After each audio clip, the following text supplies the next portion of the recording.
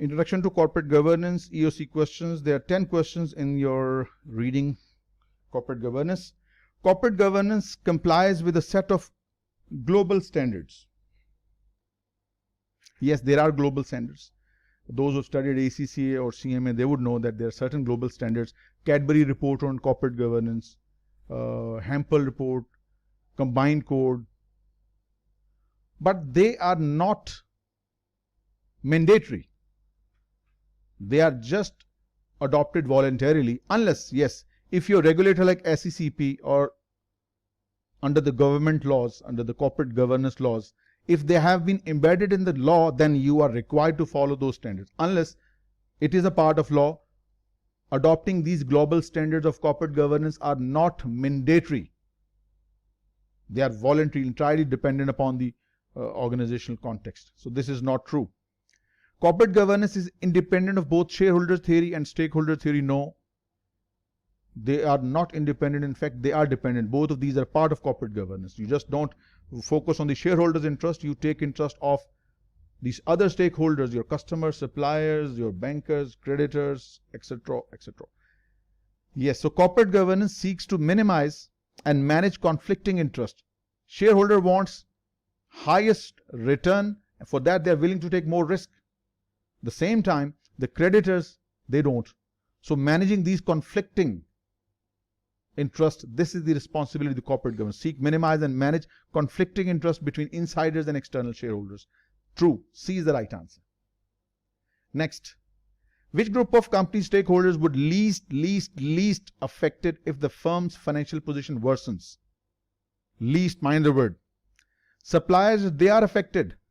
Their payments would be in jeopardy if the company is in trouble. Managers and employees, their jobs will be in danger. They will be affected. But customers, they are not as much interest. They will be affected, but they will be least affected. So that makes B to be the correct option. Next.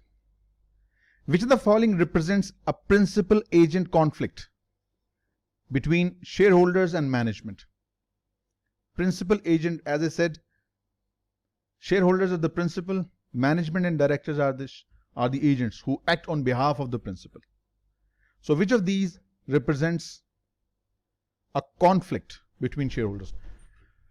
Risk tolerance, yes. Risk tolerance is a conflict. Why? Shareholders are willing to take on more risk because they know by taking more risk they can get more reward. They have themselves diversified their portfolio, but by taking more risk they expect more returns. But the management and the directors, they will not be willing to take more risk. They will be held responsible then. So they are less risk of what you can say, they are more risk tolerant. They will be willing to take less risk. So this is one of the reasons that there is a conflict of risk tolerance between the principal and the agent. Principal is willing to take on more risk, whereas the agent, the management and directors, since they have to secure their jobs, so they will not be willing to take on more risk. So that's straightforward. No need to look for any further. Risk tolerance is the conflict between these two entities. Which of the following issues discussed at the stakeholder general meeting would most likely require only simple majority for approval? Voting for merger is a very serious issue. Merger is a serious issue. It requires special resolution. Amendment of bylaws, this is again an issue. So the major issue requires super majority, that is 2/3 or sometimes 3/4 of the votes. But election of directors, it simply requires simple majority. So A and C are serious matters requiring some special issues, some special resolution. So involve super majority, that's either 2/3 or 3/4 of the total, whereas election of directors involves simple majority. That is B. B is the right answer. Which of the following statements regarding stakeholders management is most accurate? Company's management ensures compliance with all applicable laws and regulations. We also have risk committee as well. But since this is specifically not related to stakeholders management, compliance with the laws and regulations is not directly influenced with stakeholders management. Directors are excluded from voting on transactions in which they hold material interest. Yes, that makes sense. Directors might have, let's say a certain director A has financial interest in company X Incorporated, and our company is going to undertake some sort of contractual arrangement with X Incorporated. So A must not be included in the decision making. You should be recused, should be separated from the decision making process. So directors are excluded from voting on transactions in which they hold material interest. That's correct, accurate. The use of variable incentive plans. What is variable incentive plan? You get a fixed salary plus you get performance related compensation or performance related pay. That is variable incentive plan. That is tied to your performance. So the use of variable incentive plans in executive remuneration is decreasing. No, it is increasing. Wrong.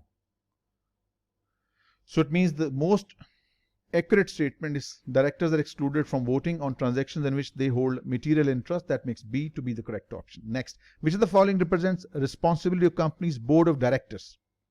Responsibility of board of directors. Implementation of strategy. This is not the responsibility of directors. Directors will give the direction. Its implementation strategy and its implementation is done by the management, subordinate management, the corporate officers. Considering the interest of shareholders only, this is a narrow view. Both shareholders, stakeholders view is considered. Yes, enterprise risk management, this is viewed at the board level. The board typically ensures that the company has an appropriate ERM in place so that the business can achieve its objectives. So that makes B to be the correct option. Which of the following statements about non-market factors in corporate governance is most accurate? Stakeholders can spread information quickly and shape public opinion. Yes, true. Facebook, Twitter, WhatsApp, social media has made it possible that stakeholders are now connected through WhatsApp groups, through Twitter, so they can spread information quickly and shape public opinion. Correct. A civil law, we discussed the civil law, is a codified law. It's prescribed law, prescriptive, descriptive, written. This law is good for creditors, suppliers, right? So civil law offers better protection to shareholders. No, shareholders are better protected under common law, the law that evolves with the passage of time, through evolution, through case laws, through past court orders. This is the law that is established through the court orders. So it evolves. So that's why it can take on more subjective issues related to shareholders. So remember, civil law protects creditors and suppliers better, whereas the common law protects shareholders better. We discussed this previously as well. So this is other way around. That's why it's the wrong option. Vendors providing corporate governance services have limited influence on corporate governance practices. In fact, they have now major influence. As I said, the leading audit firms, the Big Four and others as well, they are providing corporate governance services, external corporate governance services. Just like internal audit has now been outsourced, it's externally managed by audit firms. Corporate governance is also being offered by audit firms. They help you structure senior management. They provide you support for the design of a system of internal controls. And what are internal controls? Discussed in CIA and CM in detail. It's a system of check and balance that ensures to a reasonable level that your operations are efficient and effective, your financial reporting is reliable, and the compliance with laws and regulation is made. ERC, remember, whenever the word internal control comes, you should recall to your mind the ERC. Everything really counts. Efficiency and effectiveness of operations, reliability of financial reporting, and compliance with the applicable laws, regulations, and contracts. So this is not true. They are influencing larger organizations. They design their system of corporate governance. So this is incorrect as well. So the correct option was A. Next, which of the following statement regarding corporate shareholders is most accurate? Most accurate. Cross shareholdings help promote corporate mergers. A holds some shares in B, B holds some shares in A, C holds some shares in C, C holds some shares in A, and this is a mismatch of shareholdings. So cross shareholding help promote corporate mergers. Not necessary. These companies are operating in individual capacities as separate legal entities, and everybody is getting a return on the investments so it's not necessary. It's not necessarily they might promote corporate mergers. Dual class structures are used to align economic ownership with control.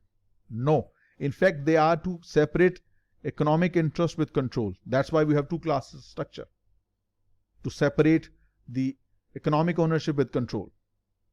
Someone else is holding the control, someone else is managing someone else has the ownership. That means B is not the right answer, then it has to be C then.